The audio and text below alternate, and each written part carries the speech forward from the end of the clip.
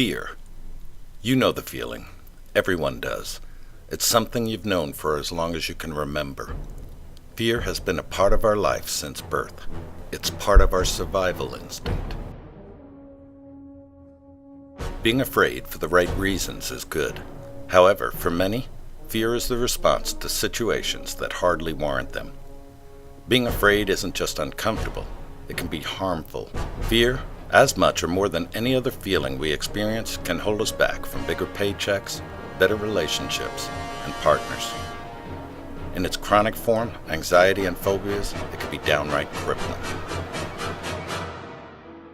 I've seen brave men faint at the sight of a needle. Madonna and my dog are afraid of thunder.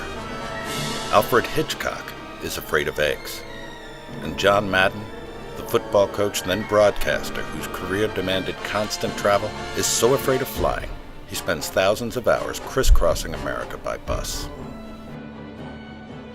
Fear begins the same way each time, with that familiar feeling in your stomach that intensifies, while the hairs on your arms and the back of your neck begin to stand at attention.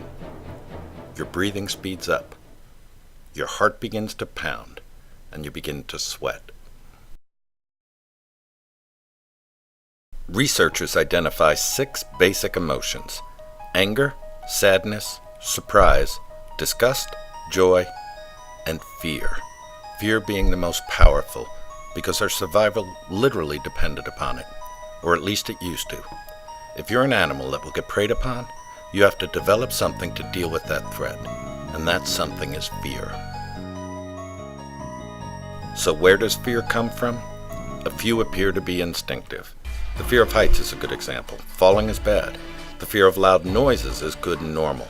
Most fears are learned quickly and powerfully, and the resulting memories are very hard to shake. It could take only a single traumatic memory to cement a fear. So you could have had one negative experience, and we immediately label the whole experience as dangerous.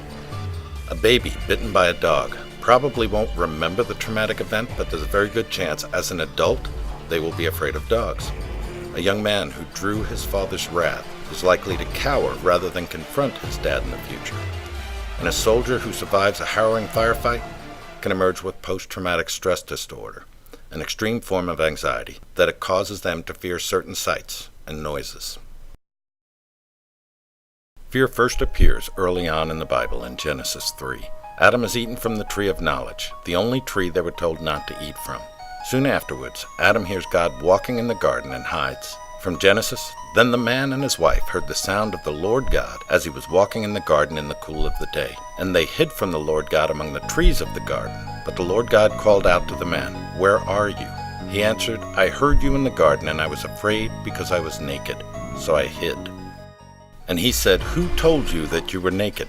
Have you eaten from the tree I commanded you not to eat from?" The man said, "The woman you put here with me, she gave me some of the fruit and I ate it." See, Adam was afraid because he was naked, but being naked could not produce fear. Fear was the effect of sin.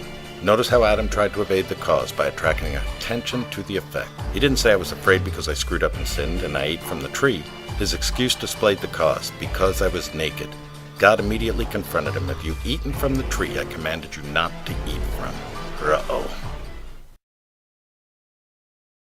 Every one of us has fears, and all of our lives have been affected by it to at least some degree. We can allow fear to control our lives, or we can choose to begin controlling our fears. The first step to begin dealing with our fear is to be aware that it exists, and ask ourselves, is it real?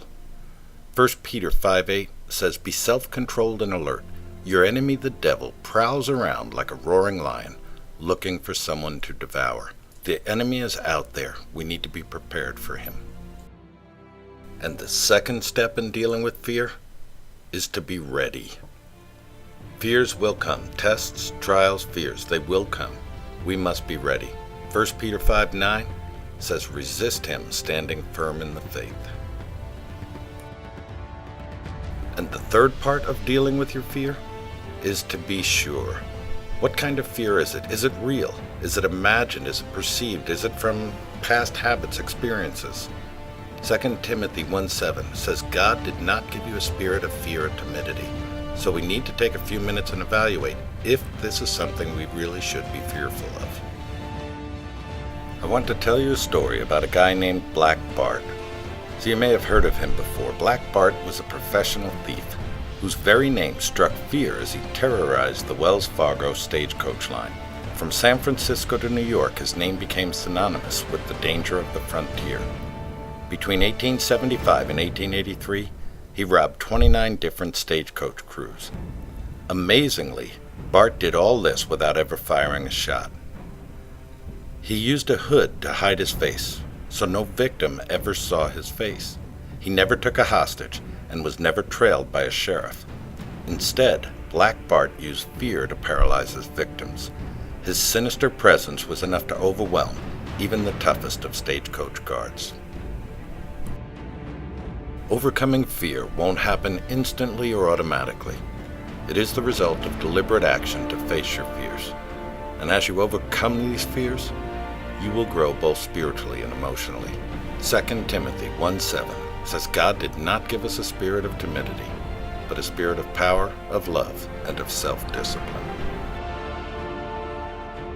We're heading off to small groups right now. Have a great week, and remember to keep it real.